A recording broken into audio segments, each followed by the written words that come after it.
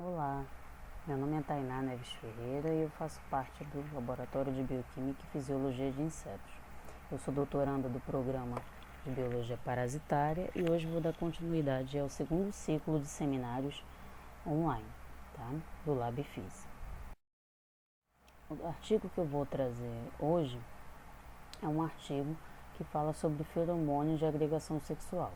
Então, é uma comparação temporal do conteúdo de feromônios das glândulas de flebotomínio e a dinâmica de liberação desse feromônio, tá? Em 3 membros do complexo de espécies de Lutzomia longipalpis. Esse trabalho foi realizado por 4 laboratórios diferentes, tá? Incluindo o próprio Instituto Oswaldo Cruz em colaboração com a Universidade de Lancaster.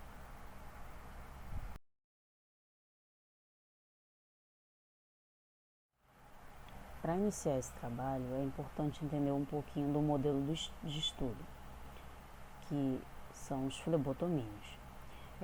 Já são conhecidas mais de 800 espécies de flebotomínios no mundo, sendo que dessas, apenas 56 são incriminadas ou suspeitas como vetores, tá? Participando do ciclo das leishmanioses, tendo destaque os gêneros Lutzomia e Flebótomos. Leishmania infanta, que está ilustrada aqui na foto, é o principal agente etiológico da forma visceral nas Américas. Tá? E nos últimos 20 anos tem ocorrido um maior número de casos. Tá? Isso pode estar ocorrendo, né, por fatores como adaptação do vetor aos ambientes urbanos, desmatamento, poluição, dentre outros fatores. Tá? Então aqui a gente tem a fêmea de Lutzomia longipalpis e o macho.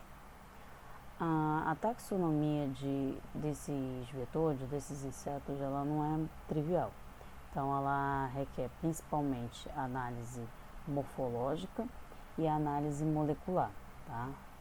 Ou as marcadores moleculares ou utilizando chaves dicotômicas e alguma secção, coloração de amostras, enfim.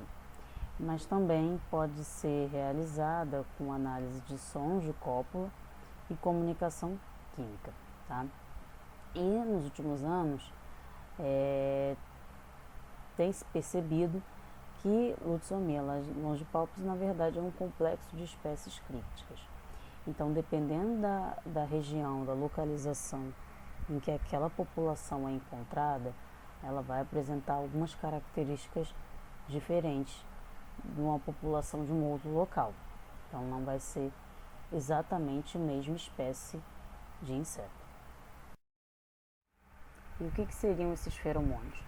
Esses feromônios nada mais são do que moléculas que fazem parte da comunicação química de insetos.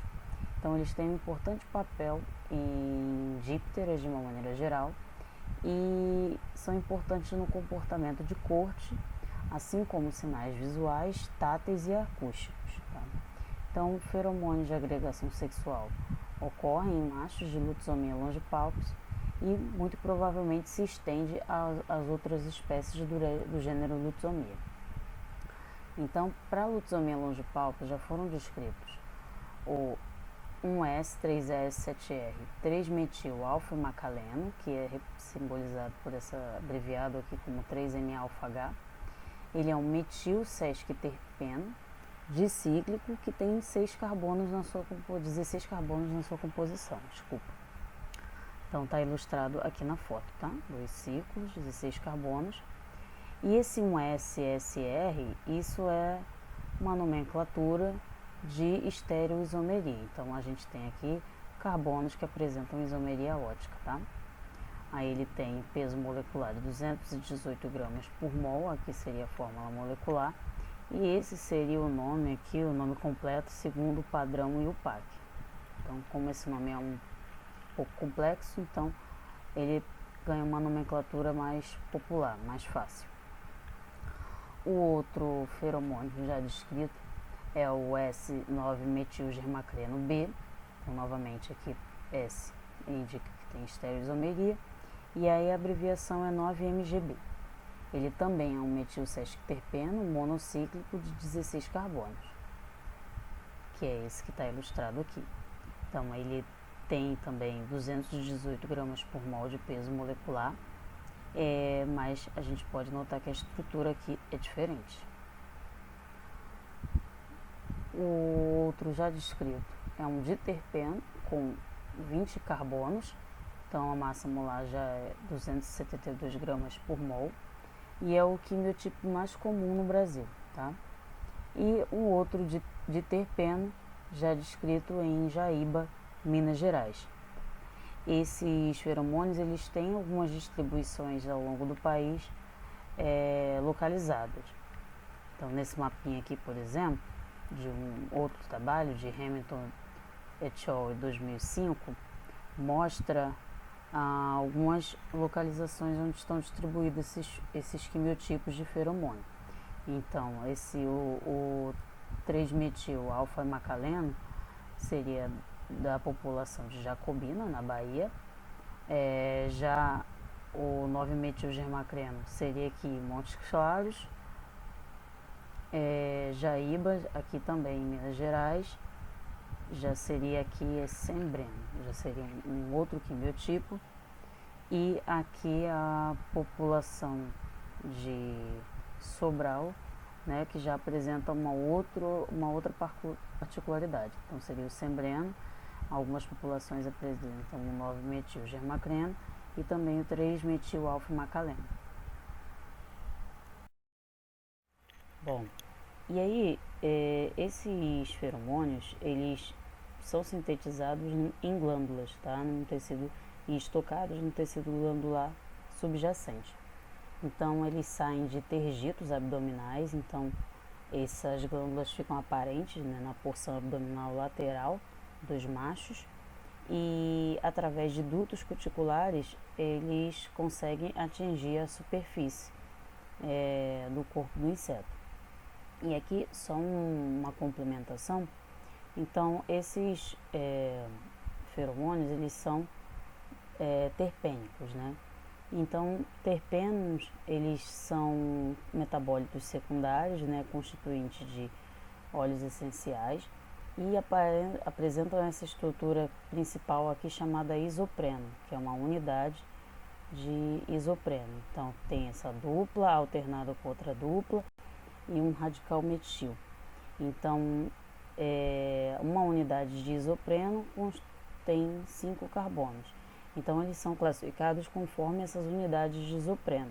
Então, conforme aparece essa estrutura aqui na fórmula. Então, os monoterpenos têm 2 isoprenos, então vão ter 10 carbonos. Os sesquiterpenos vão ter 3 isoprenos e 15 carbonos, e assim por diante. Então, essa referência aqui fala um pouco mais sobre isso.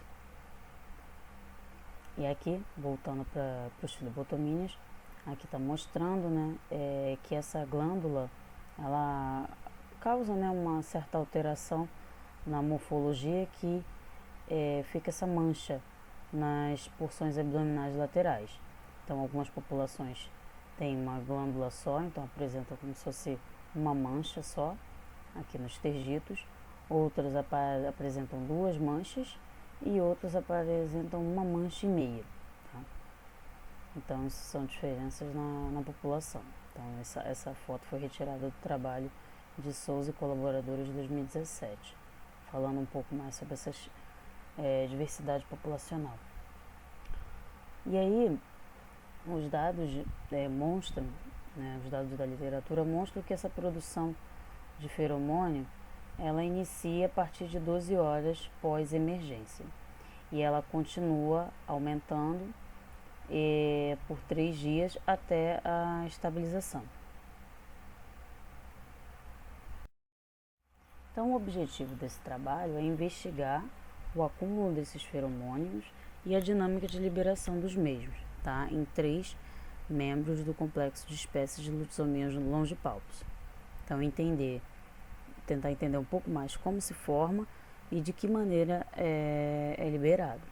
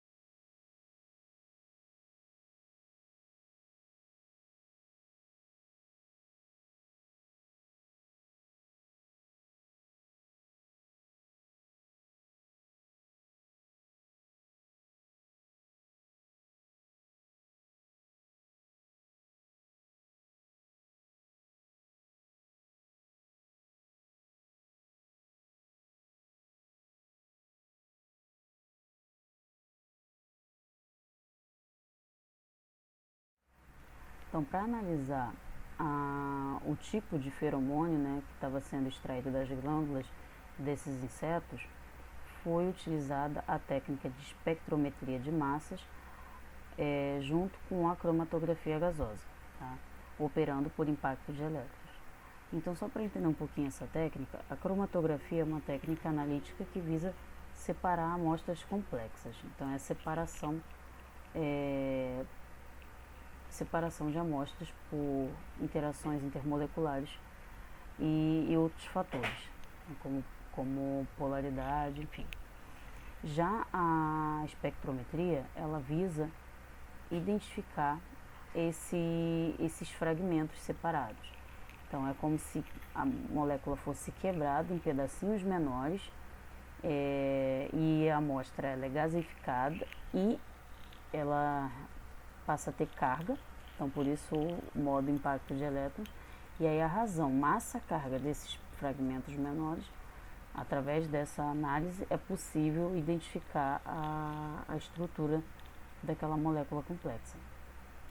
Já para o experimento de análise de quanto, né, de feromônio esses insetos liberam, né, esses machos especificamente, foi utilizado um aparelho portátil, né, um aparelho de arraste portátil. O que seria isso? Ele consegue absorver as substâncias voláteis. Então, terpenos tem essa característica volátil. Então, ele consegue absorver esses componentes. Então, seria esse aparelhinho aqui, esse tubinho, tá? E o material adsorvente estaria aqui dentro.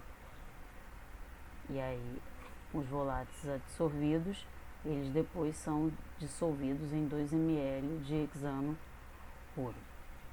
Então, essa figura aqui só mostra como que seria um fenômeno de adsorção. Então, é aquele fenômeno que as moléculas ficam apenas na superfície de um substrato sólido. Então, ele não é absorvido, ele não internaliza, melhor dizendo, na outra substância. Ele fica só na superfície, assim como filtros de carvão ativado. Então, para realizar a análise temporal, né, desse conteúdo de feromônios, foram utilizados machos de diferentes idades. Então, desde horas pós-emergência até dias, né? Então, de 2 a 15 dias. E foram realizadas réplicas de cada idade.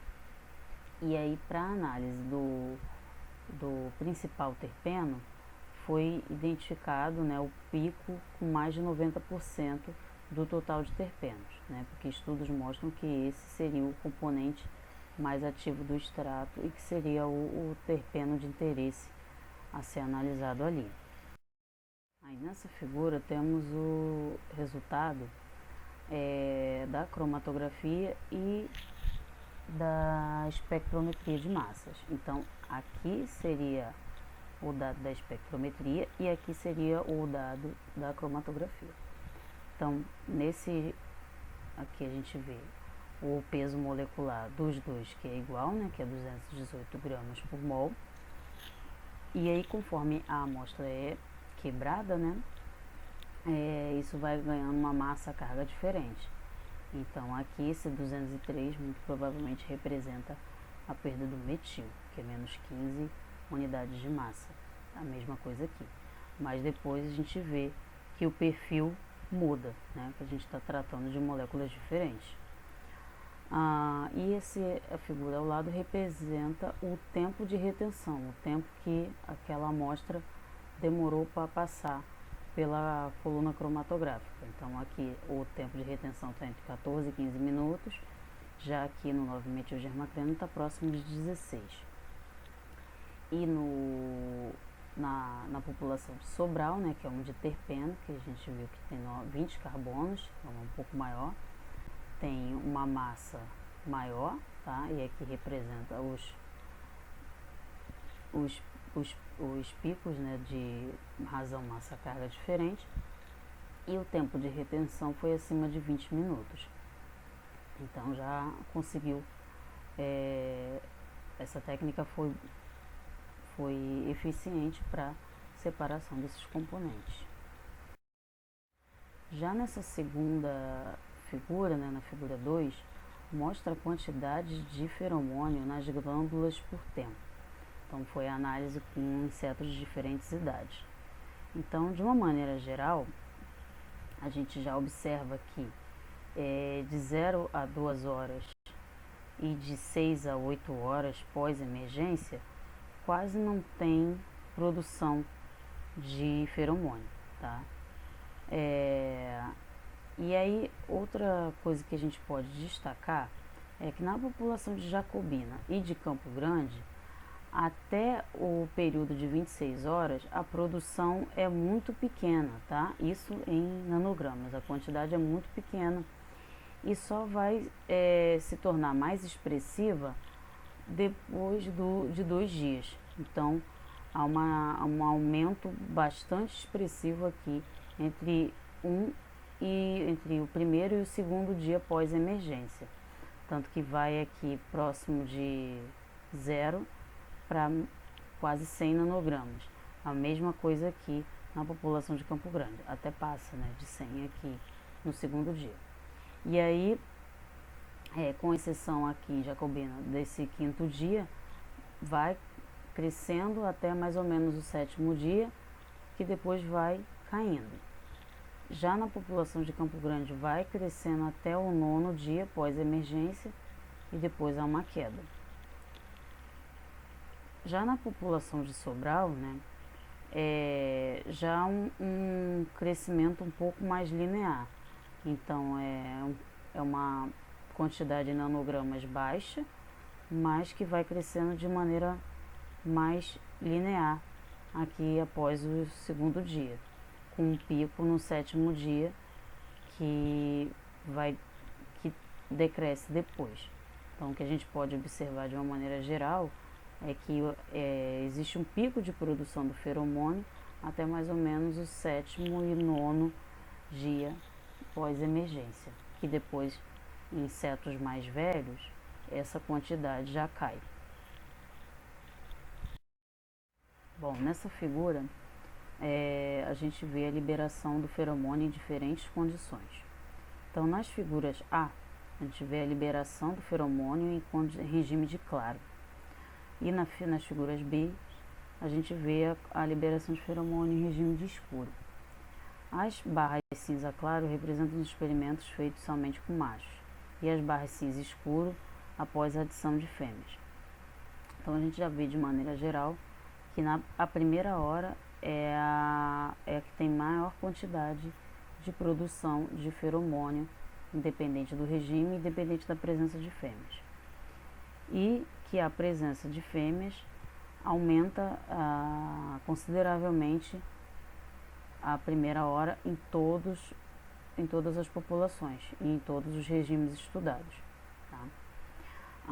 Um ponto interessante é que na população de Jacobina e de Campo Grande existe uma queda bastante considerável da primeira para a segunda hora e as horas seguintes. Então já cai bastante a quantidade de feromônio produzida. O que é diferente para a população de Sobral, que a primeira diferença é que eles tiveram uma produção de feromônio melhor em regime de claro do que comparado ao escuro, diferente das outras populações. E aqui nesse regime de claro, a queda é um pouco mais linear.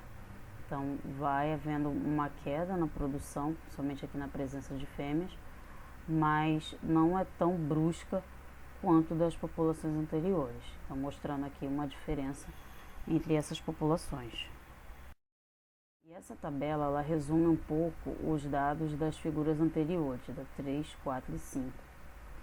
Mas que com o número a gente consegue visualizar um pouco melhor que a presença das fêmeas aumenta, né, a produção de feromônio liberado em todas as populações, e que o regime de escuro foi melhor para as populações de Jacobina e de Campo Grande, o que não aconteceu na população de Sobral, que o regime de claro foi melhor, né, teve uma maior produção de feromônio do que o regime de escuro.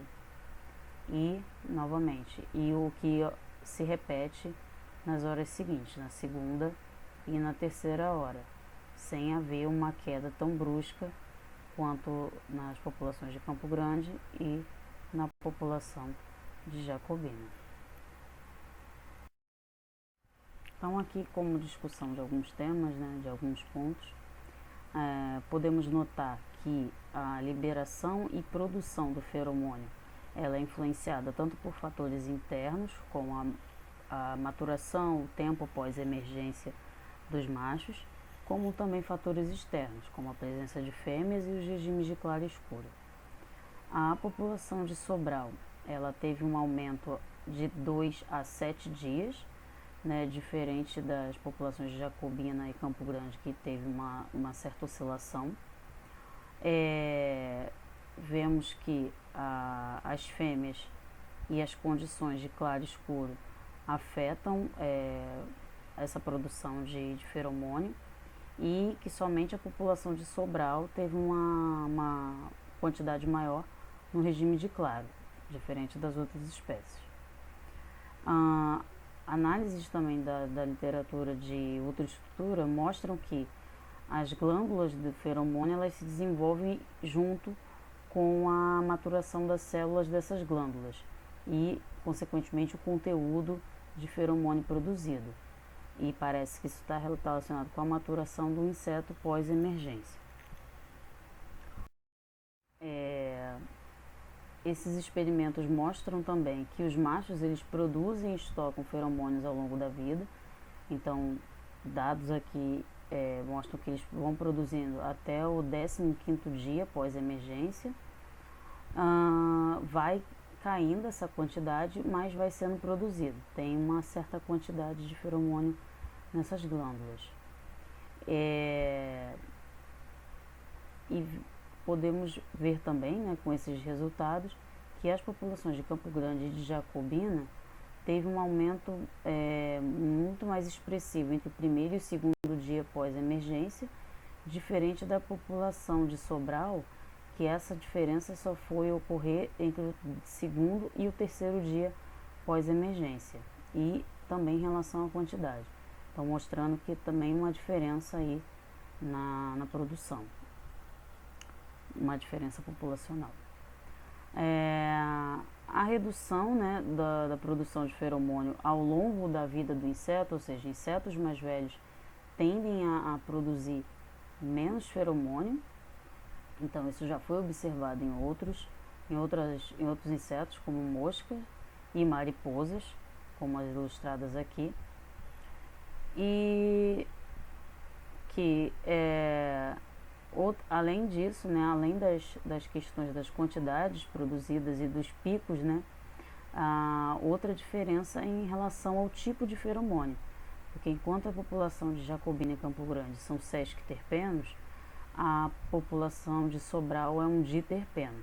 Então, mais uma variação em comportamento, reprodução e tipo de produção desse feromônio. Eles também analisaram, né, compararam a quantidade de feromônio produzido em insetos de campo com alguns insetos selvagens. Então, viu que a quantidade foi muito similar, apesar de ter uma ligeira queda aqui, que pode se dar por diferenças ambientais, né, como temperatura, umidade relativa, dieta, estação do ano, né, estado fisiológico, uma vez que insetos de criação estão em condições controladas. E uma outra questão, né, é que depois dessa liberação desse pico de feromônio produzido, observa-se que os machos ficam quietinhos, ficam um período quietinho, parado, e os dados sugerem que, mesmo após as 24 horas, as glândulas não estão completamente vazias. ainda tem uma quantidade mínima de feromônio. E possivelmente eles usam esse tempo parado para uma nova produção. Então aqui algumas referências utilizadas além do artigo. E como críticas, avaliação desse trabalho, eu achei um trabalho muito bom, bem completo. A única crítica que eu tenho a fazer foi o fato de não ter a estrutura molecular dos feromônios. Não sei se por não ter sido ainda definida, né, em ensaios de síntese essa estrutura, mas eu só achei a da população de Jacobina e de Campo Grande em outros trabalhos. Acredito que poderia estar pequenininho nos gráficos, pelo menos, essas estruturas, ou material suplementar, enfim. Acho que não custava ter essa informação a mais. E no mais, achei o trabalho bem completo, ele faz referência a outros trabalhos, então a gente nota que isso é uma linha de trabalho que já vem sendo feita há bastante tempo, então tem uma série de trabalhos prévios que constituem uma linha de pesquisa consolidada. Bom, é isso aí, pessoal, espero que vocês tenham gostado da apresentação. Beijos e até a próxima.